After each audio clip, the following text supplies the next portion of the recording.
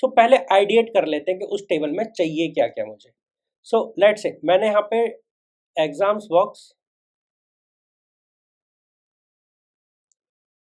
Database बनाया। Exams box में आप सब कौन हो? स्टूडेंट्स हो, ठीक है। तो सबसे पहले मैं अपना एक स्टूडेंट का टेबल बनाता हूँ। ओके, ये मेरा क्या है? स्टूडेंट का टेबल है ना। स्टूडेंट में सबसे पहले यहाँ पे एक आईडी होगी, फॉर श्योर एक आईडी होगी। देन दूसरा कॉलम मेरा क्या होगा? मेरा उस स्टूडेंट का नाम हो सकता है, राइट। और क्या हो सकता है? Just a minute. नाम हो सकता है, उसका फर्स्ट नेम लेट से मैं अलग कर लूँ, लास्ट नेम अलग कर लूँ। ओके, उसकी डेट ऑफ बर्थ हो सकती है, उसका बेसिकली मैं कह सकता हूँ कि वो बंदा किस कॉलेज में पढ़ रहा है, वो क्या कोर्स कर रहा है, किस ईयर में है, एडमिशन कब हुआ था, ठीक है। ये सब डिटेल मैं रख सकता हूँ। उसका मोबाइल नंबर क्या है, उसका ईमेल क्या है। तो ये मेरी टेबल होगी। और एक्स्ट्रा में मैं रख सकता हूँ ये यूज़र कब क्रिएट हुआ था, ये कब अपडेट हुआ था, एंड बाकी की चीज़ें, क्या ये एक्टिव है या नहीं है। तो ये सारी चीज़ें मैं यहाँ पे रख सकता हूँ। तो उसके लिए मुझे एक यहाँ पे क्वेरी लिखनी पड़ेगी। सो क्वेरी सिंपल होगी, क्वेरी बिल्कुल सिंपल होगी कि मुझे यहाँ पे user database user table create करनी है फॉर एग्जाम्स बॉक्स। तो मान लीजिए एग्जाम्स बॉक्स एक मेरा प्रोजेक्ट है, उसमें एग्जाम बॉक्स का मैंने डीबी सेटअप किया। उस डीबी में मुझे ये सारी चीज़ें करनी पड़ेंगी। ओके ना, अगर मैं ऐसी काम कर रहा हूँ, अगर मैं ये काम कर रहा हूँ कि मैं यहाँ पे टेबल क्रिएट करने के लिए मैं यहाँ पे क्वेरी लिखने वाला हूँ, तो वो किस टाइप की क्वेरी होगी? मैंने लास्ट वीडियो में आपको बताया था कि किस टाइप की क्वेरी होने वाली है। ओके, किस टाइप की क्वेरी होने वाली है। अगर आपने लास्ट वीडियो नहीं देखी है तो प्लीज जाके लास्ट वीडियो देखो। एंड इस पर्टिकुलर क्वेरी को, जो क्रिएट क्वेरी है फॉर टेबल, मैं उसको यहाँ पे लिखने वाला हूँ। तो स्टार्टिंग करते हैं। सो क्रिएट टेबल। नाउ मेरे टेबल का नाम है student, right. And student table के अंदर देखो सबसे पहली चीज क्या है, मेरा स्टूडेंट की आईडी है। सो स्टूडेंट आईडी, एंड ये इंट टाइप का है, एंड ये मेरी प्राइमरी की है। तो प्राइमरी की कीज मैंने बता रखी है कि ये आइडेंटिफायर होगा। एंड ये प्राइमरी की तो है, बट मुझे ये देने की जरूरत नहीं पड़े, इसलिए मैं यहाँ पे इंक्रीमेंट का एक ऑटो इंक्रीमेंट का यहाँ पे मैं एक वैलिडेशन लगा सकता हूँ कि भाई स्टूडेंट आईडी है तो मेरी ऑटोमेटिकली इंक्रीमेंट होती रहे। देन मैंने लिया था first name, first name. And ये कैसा है मेरा? ये मेरा एक वेरिएबल करेक्टर टाइप का है। सो वेर कैर है ये मेरा। एंड ये बेसिकली डेटा टाइप मैं बता रहा हूँ यहाँ पे। एंड यहाँ पे ये जो डेटा टाइप है मेरा, इसकी जो लेंथ है वो मैक्सिमम 50 कैरेक्टर्स की हो सकती है। एंड ये नॉट नल होगा। कोई भी ऐसा स्टूडेंट नहीं होगा जिसके लिए मुझे उसका फर्स्ट नेम नहीं पता हो। सेम लास्ट नेम के लिए होगा मेरा, ठीक है। वेर कैर, तो ऊपर वाला भी मेरा वेर कैर है, वहाँ पे स्पेलिंग मिस्टेक हो गई है। एंड वेर कैर में मेरा लेंथ जो है लास्ट नेम की वो भी 50 है।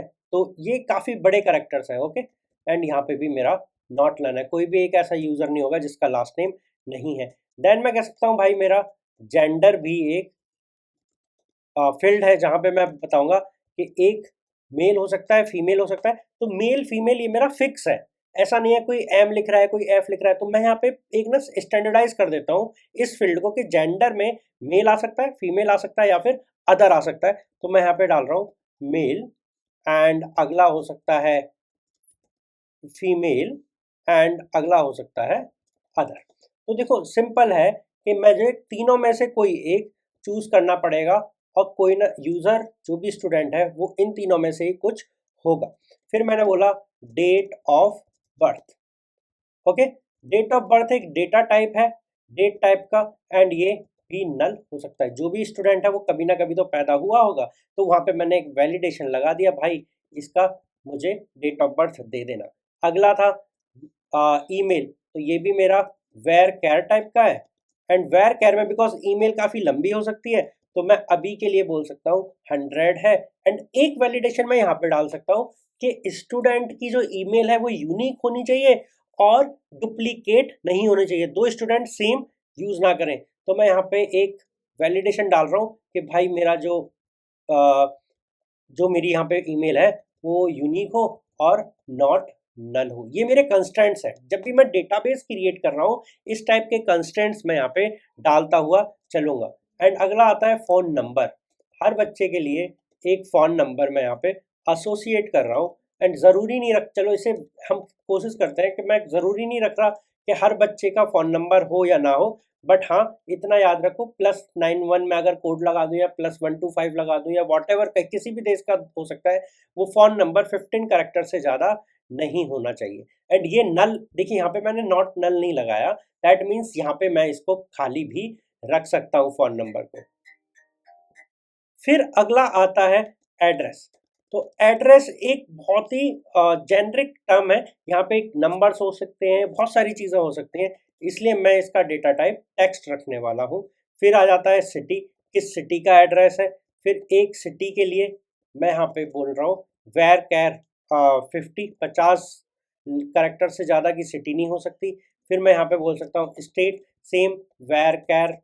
ये बहुत सिंपल तरीका है किसी भी डेटाबेस को क्रिएट करने का, कि पहले उसका आइडिएशन कर लो, फिर बनाना स्टार्ट करो। और जब आप बनाना स्टार्ट करोगे तो आपको पता पड़ेगा कि भाई कौन सी चीज़ चाहिए और कौन सी नहीं चाहिए। तो कंट्री भी हो सकता है। एंड यहाँ पे मैं बहुत सिंपल टर्म्स में चीज़ों को ले रहा हूँ। यहाँ पे देखो कैपिटल स्मॉल फर्क नहीं पड़ता, बट बिकॉज कौन सी चीज़ मेरी कीवर्ड है और कौन सा खुद का मेरा बनाया हुआ कैरेक्टर है, उसके अगेंस्ट मैंने यहाँ पे एक कैपिटलाइजेशन और नॉर्मल जैसे हम लिखते हैं उस केस में हमने ले रखा है। तो जहाँ भी आपको ऑल कैपिटल दिख रहे हैं दैट मीन्स ये मेरे एसक्यूएल के कीवर्ड्स हैं। तो जो मैंने आपको बताया था पार्सर चीज़ों को पढ़ता है और उसको फिर टोकनाइज करता है, तो सबसे पहले जो टोकनाइज हो रही होती हैं चीज़ें वो मेरे ये कीवर्ड्स हैं जो आपको ब्लू कलर में दिख रहे हैं।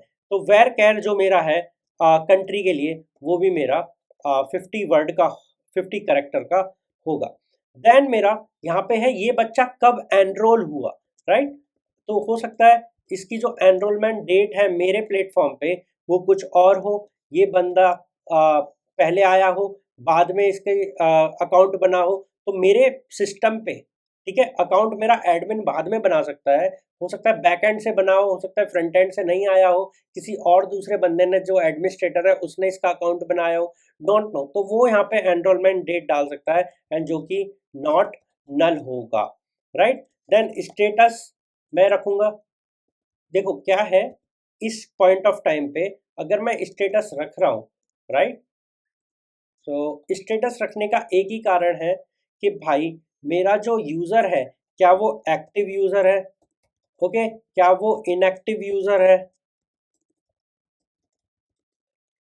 और ये सारी चीज़ें रखें। एंड डिफ़ॉल्ट लेट से मैं बोलता हूँ कि भाई जो मेरा डिफ़ॉल्ट यूज़र है वो मेरा एक्टिव यूज़र होना चाहिए।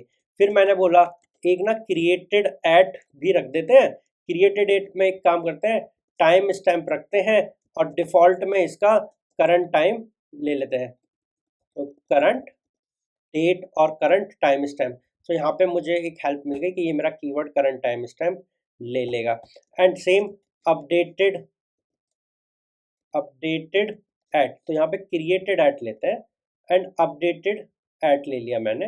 तो अपडेटेड एट भी एक टाइम स्टैम्प है जिसका जो डिफ़ॉल्ट है वो भी मैं करंट टाइम स्टैम्प ले लेता हूँ। बट मैं बोलता हूँ कि भाई जब भी मेरा अपडेट हो तो यहाँ पे मेरा चीज़ें ऑटोमेटिकली अपडेट हो जाए, ओके। किससे, जब भी अपडेट हो दोबारा से मेरा करंट टाइम स्टैम्प से अपडेट होता है हो जाए। तो ये मेरी एक डेटाबेस टेबल बनी।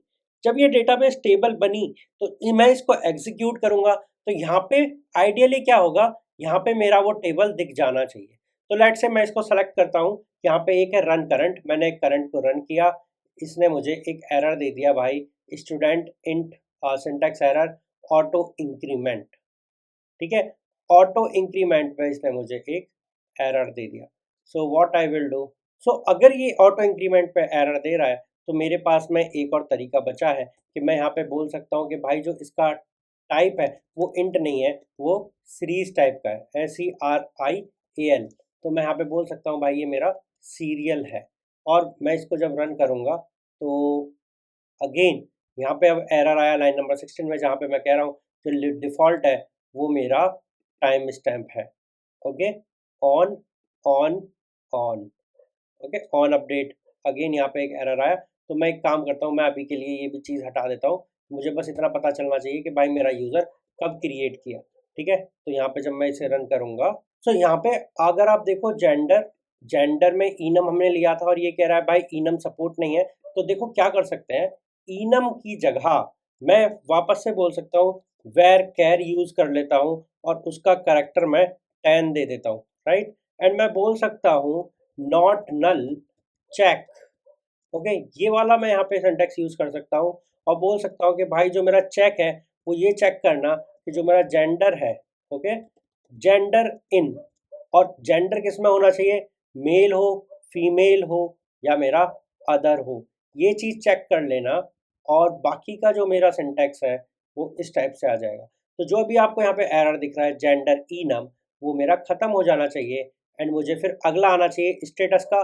सो स्टेटस पे भी मैं सेम काम करूँगा, इनम, और यहाँ पे मैं कन्वर्ट करूँगा वेर कैर, और यहाँ पे वेर कैर में मैं वापस से 10 लूँगा, और जो मेरा इनम है उसको मैं डिफ़ॉल्ट एक्टिव रख लूँगा, डिफ़ॉल्ट एक्टिव जो लास्ट में था।